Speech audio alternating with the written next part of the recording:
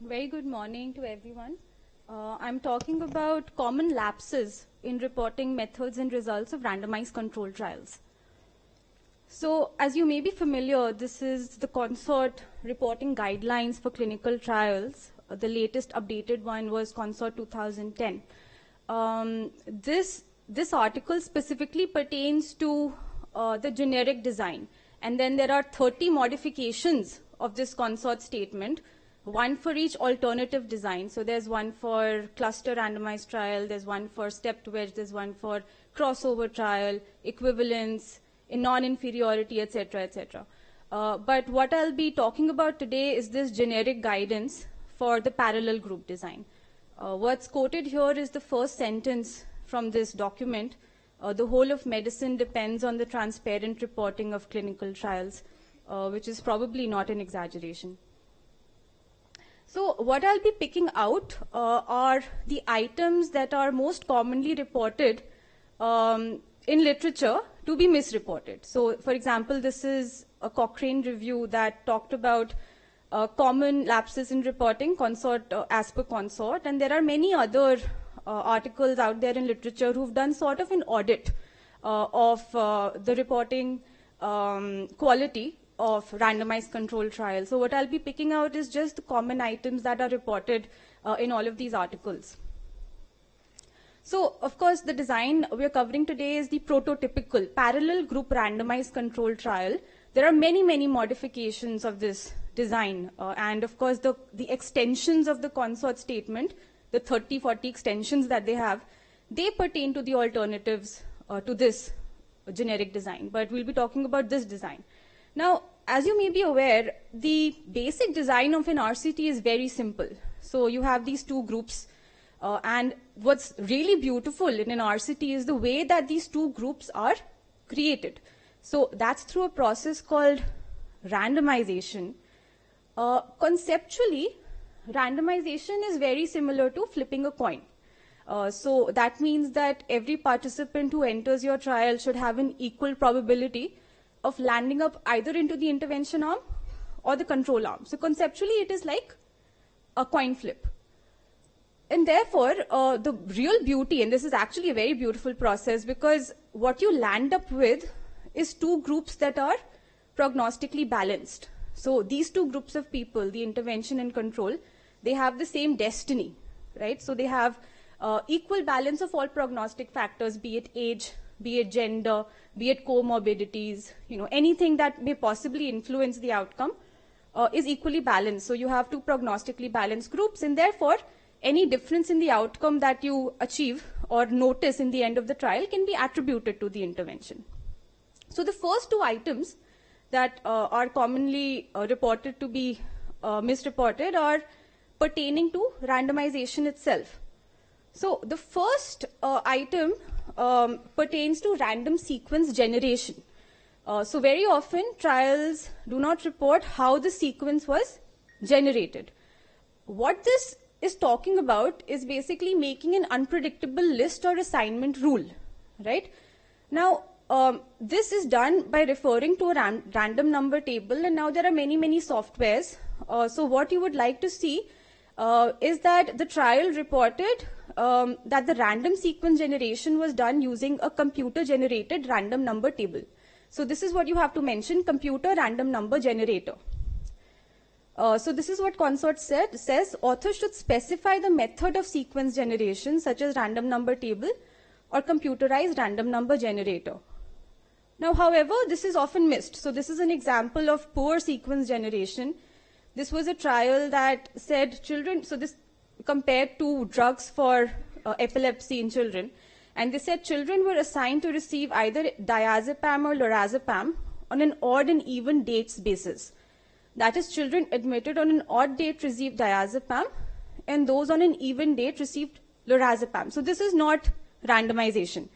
Any such modifications, such as using alternate patient IDs, using alternate date of births or years of birth, that does not qualify as randomization, and therefore Consort says that, however, random is often inappropriately used in literature to describe non-random deterministic allocation methods such as alternation, hospital numbers, or date of birth, and authors should refrain from using such non-random methods.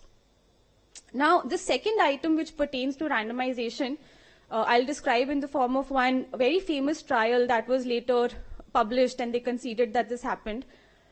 This was a trial that happened in Australia where they were comparing open versus laparoscopic appendectomy. So these trialists, they created a beautiful sequence. So it was a computer-generated random number sequence. And they had that random sequence that had either lap or open written on it. They were arranged in sequentially numbered envelopes. So, of course, the sequence was stuck together in sequentially numbered envelopes. So as a patient would report to the emergency suspected appendicitis, they would tear out the next envelope, possibly a resident or somebody in the emergency.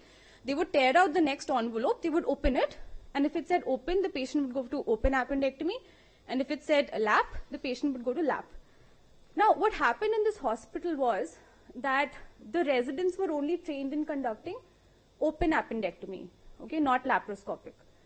And, this naturally created a very awkward situation during the night because, they would have to call up their faculty late at night and tell them, okay, the sequence says laparoscopic, so please come for laparoscopic in the emergency. And so what they started doing was this, so they would tear out the envelope, they would hold it against the tube light, and they would keep doing it, until they found one that said open appendectomy. So if it said lap, they would keep it a little behind in the sequence. So, they disturbed that sequence. Now, my question to you is, how would this affect the result of the trial? So, which one would end up looking better? And why? Yeah, one is that faculty would be more trained, but usually when I ask this question to residents, they say residents are better. But what else? What about the kind of patients? So who would be allocated? What kind of patients would be allocated to laparoscopic? Who would be allocated in terms of severity, say? Right. So you would agree that patients who come during the night time are usually more sick. They're sicker. So all of the patients who got allocated to laparoscopic were less sick or more sick? Less sick, right? And all the ones who got open were more severe because they were the ones who came during night. Now, this is why, even though once you've created the sequence, you have to hide it, right? And you have to mention how the sequence was hidden from the recruiter. So it's not that you make a beautiful sequence and then you stick it up. And this is, important because the recruiter then cannot influence who gets allocated where. So the random sequence is hidden from the recruiter. Allocation concealment refers to not knowing to which arm the next patient will go to, right? So in unconcealed trials, recruiters may systematically enroll sicker or less sick patients to treatment or control. How is this achieved? And what consort says that this is often not reported. So only 18% of trials reported any allocation concealment mechanism, and some of those reported mechanisms were inadequate. So how do you do it? The most frequently used method now is the interactive voice response system, the IVRS. So this is similar to your customer care where you have to call in and you have to dial numbers. I know a number of trials here are actually using the IVRS. But basically, the sequence should be with a third party. So, if you say something like there was central allocation, so the sequence was with a third party not involved with the trial, or it was remote randomization, web-based, or you could use sealed opaque sequentially numbered envelopes, the keyword here being opaque, that's SNOSE, S-N-O-S-E, and you could use placebo. So in a placebo-controlled trials, of course, nobody knows which is drug, which is placebo, so that takes care automatically. So this is an example. This sequence was concealed from study researchers, and the allocation to treatment groups was obtained by telephone to an interactive voice response system, IVRS, developed by so-and-so. So this is how you report it. Now, concealment is different from blinding.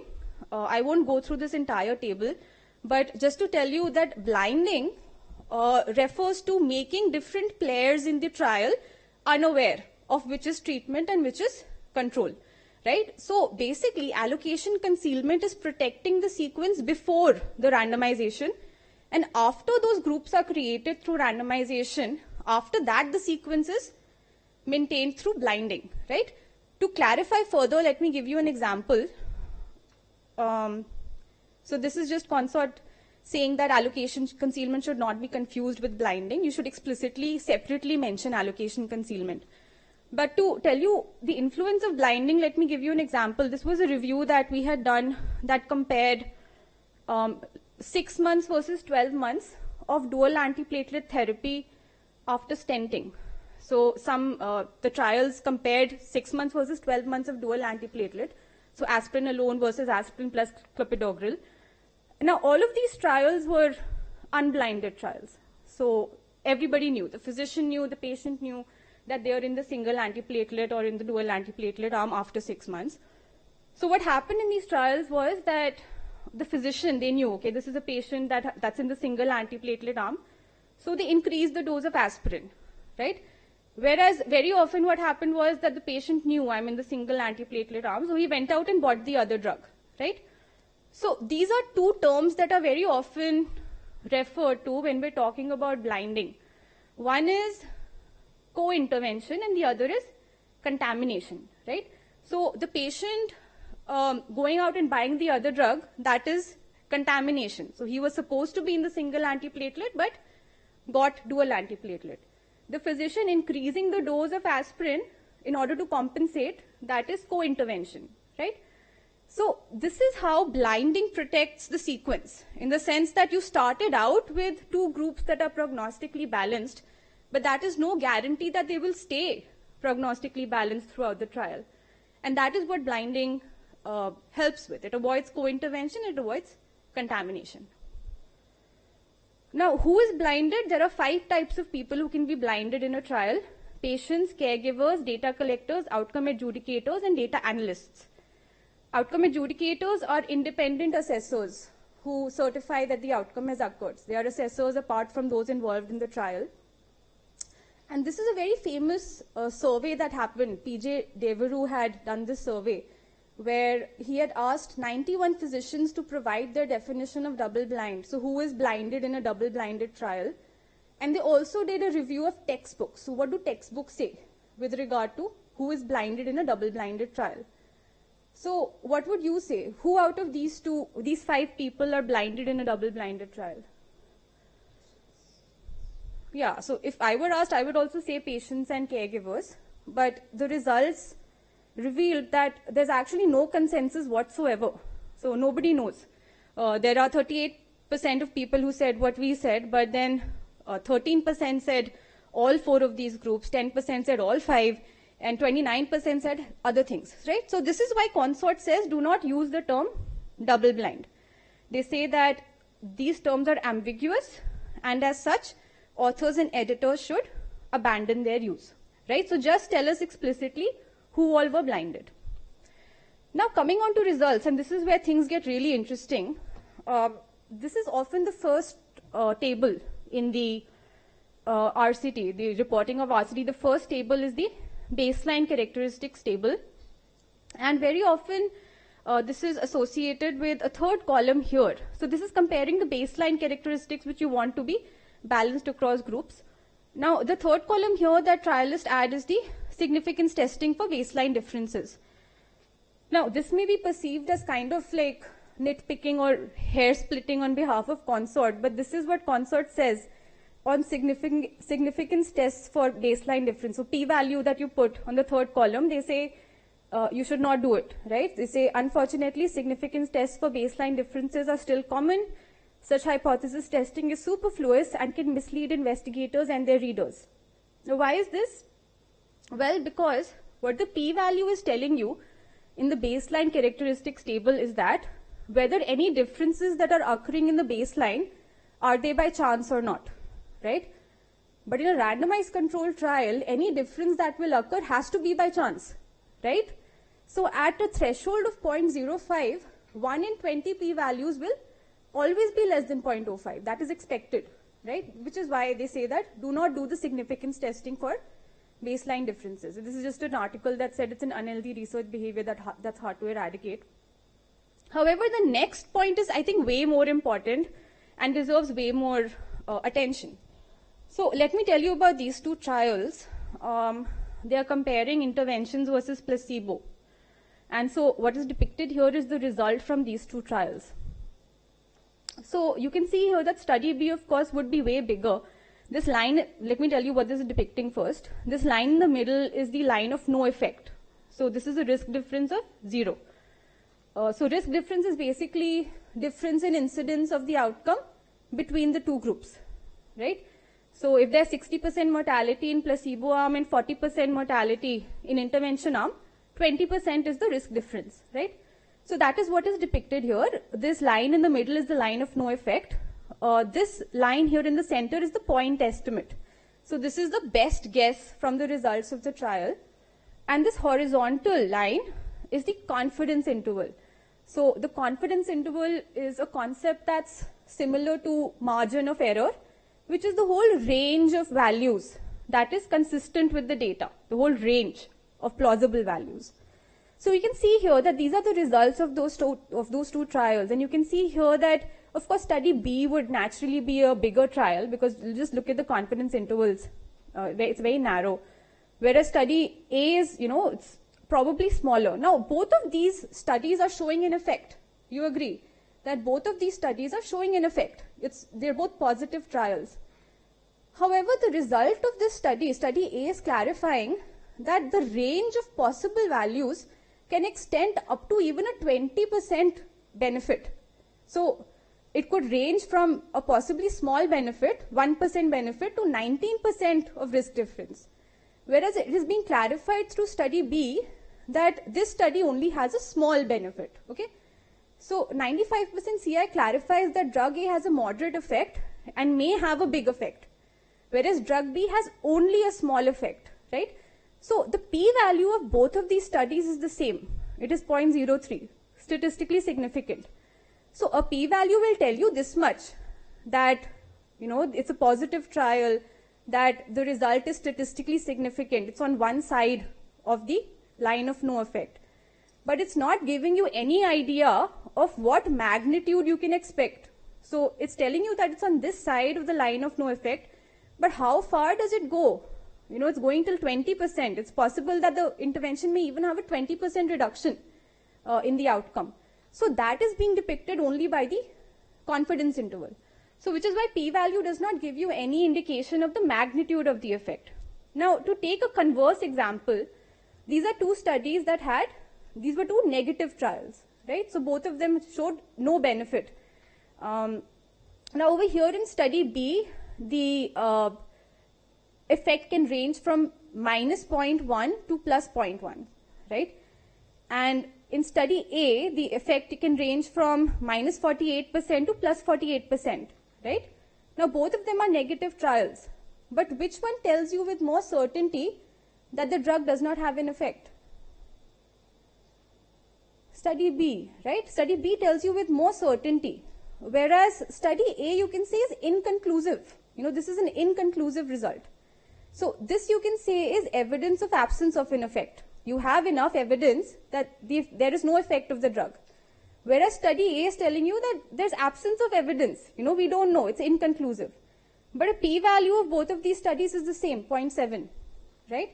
So again, a p-value does not distinguish between these two situations, whether there's absence of evidence of an effect or evidence of absence of an effect. So that's inconclusive result or absolute negative result, right? And very often negative trials fail to exclude an important difference. So very often you will find a result like this, very wide confidence interval, and you'll say it's a negative trial, whereas the result may be consistent with even a 40% reduction in the outcome, right? Which is why it's very important that the effect size and the confidence intervals both be reported in the result of the trial. So this is what consort says. P-values may be provided in addition to confidence intervals, but results should not be reported solely as p-values. So this is an example that I've taken out. This is how it used to be done. This is the old trend, old system of reporting, where you give the proportions and the p-value, where you give the mean scores and the p-value. Whereas now this is extracted from a trial from the Lancet, where they whatever the intervention was, and this is how they've reported it. The effect size, so this is a dichotomous outcome, improvement. The effect size is the relative risk and the confidence interval, and then the p-value. And for continuous outcome, you give mean difference, right? Mean difference, and the confidence interval, and then the p-value, okay? So this is an example of a journal that took an extreme step of banning the p-value, but this is may or may not be apt or appropriate. But the general evolving narrative in epidemiology is that now we are moving away from p-value towards estimation. So the magnitude of the effect is what, tells us whether it's clinically important or not, the difference. And therefore, the confidence interval has to be reported. Now, this example, I think, and of course, as I had discussed before, in the context of a non-inferiority trial, the whole conclusion of non-inferiority depends on the confidence interval, right? So if you remember our discussion back then, the way that you conclude non-inferiority is by looking at where the confidence interval is lying with respect to the non-inferiority margin. Now, the last thing, item possibly there's time for is this one. And this is an example that I had cited before when I talked about non-inferiority trials, but it's pertinent to mention here as well. So this was a trial that was reported in the NEJM way back, 1980, where they compared a new statin versus placebo. So 2,000 each were randomized to receiving the statin or receiving placebo.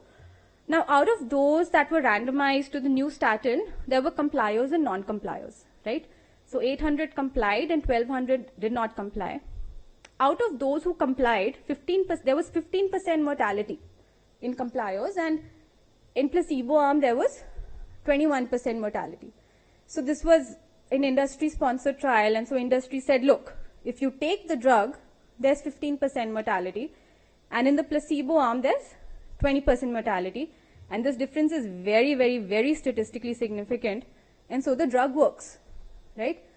Now, is there anything else you want to know about the results of this trial before you advise this new statin? Right, so I think Dr. Rakhi was asking what is the mortality in non-compliers. It was 25%. Anything else? Okay, yeah. So it is saying that you have to compare total, but why is that? I mean, it's the correct answer, but why should we? I mean, of course, we only expect a difference in those who have taken the drug, right? We don't expect non-compliers to have the effect of the drug. So that is what the company said. If you take the drug, it works. Ah, right. So he's asking what, in the placebo arm, what about compliers and non-compliers? That's an excellent question, because if you look at the mortality in the compliers and non-compliers in the placebo arm, you'll see that, again, there's a statistically significant difference, right?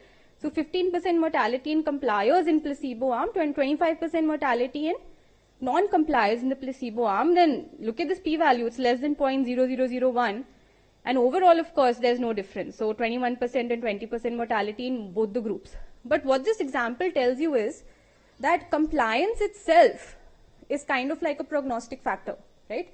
So those who comply with the intervention to which they are allocated, they're also the ones who comply with other, lifestyle interventions like healthy eating and exercise, and they are also the ones who comply with antihypertensives, for example.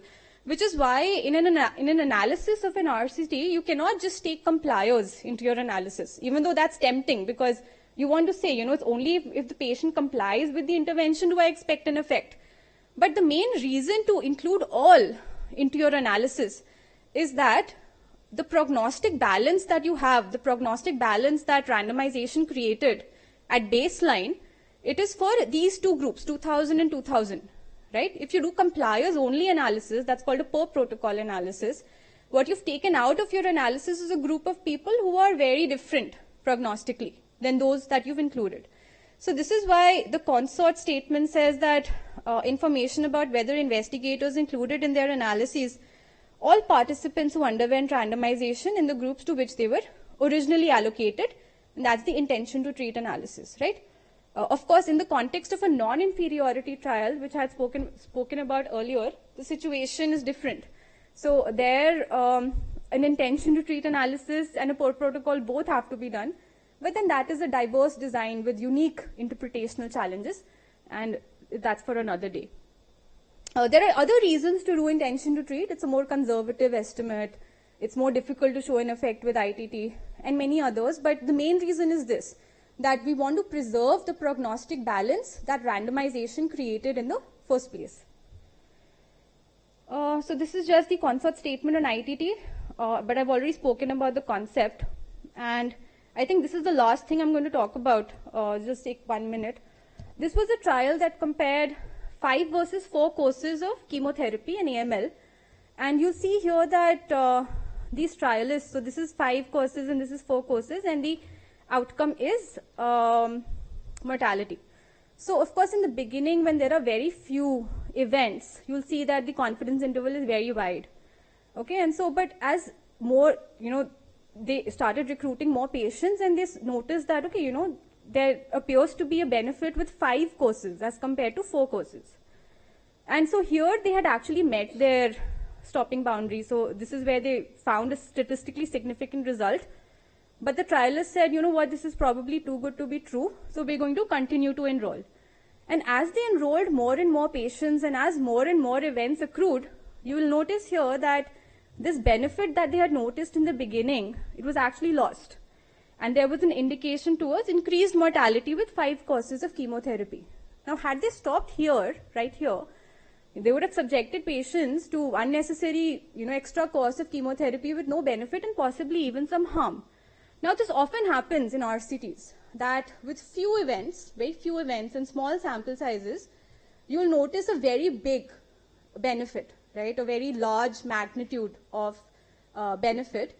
But then as more and more events accrue, that benefit will be lost. Okay, this is called regression to the truth. Pocock described it as regression to the truth. So this is just a depiction that these are a number of trials that are studying a small true beneficial effect. Some will start out and they'll remain at this true beneficial effect. Some will in the beginning show harm, but as more and more events accrue, they will again regress to the truth. So they'll arrive at the small benefit. Some will show benefit, a large benefit. So this is one of the trials that were in this category. They'll show very large benefit, and then as more and more events accrue, they will. Now, if you keep doing interim analysis in between, it's possible that you will conclude benefit early on with a few number of events. But then had you continued to enroll, that benefit would have regressed to the true small benefit. Which is why interim analyses has specific rules in consort that you have to report the timing of all interim analyses, what triggered them, how many took place, whether these were planned or ad hoc, and whether statistical guidelines and stopping rules were in place a priori. So there are a number of statistical techniques that have been developed to avoid concluding a false positive result from an interim analysis, and this is often not reported in published trials. So the last section, I think I'll stop here. This was related to relative and absolute effects, and I'll conclude. Maybe I'll save that for another day. That with regard to methods, random sequence generation must be explicitly mentioned, allocation, concealment, and blinding must be mentioned explicitly how it was achieved. Confidence intervals have a special place in reporting of randomized controlled trials, and whenever you report the result of a trial, you have to report the effect size and the associated CI and also the p-value, but not just the p-value. The analysis for a superiority trial has to be done on the intention to treat principle, not per protocol. And stopping early for benefit, trials that have stopped early for benefit or shown an effect in an interim analysis, they have to be stringent measures in place to avoid making a false positive conclusion. And that's it. Thank you.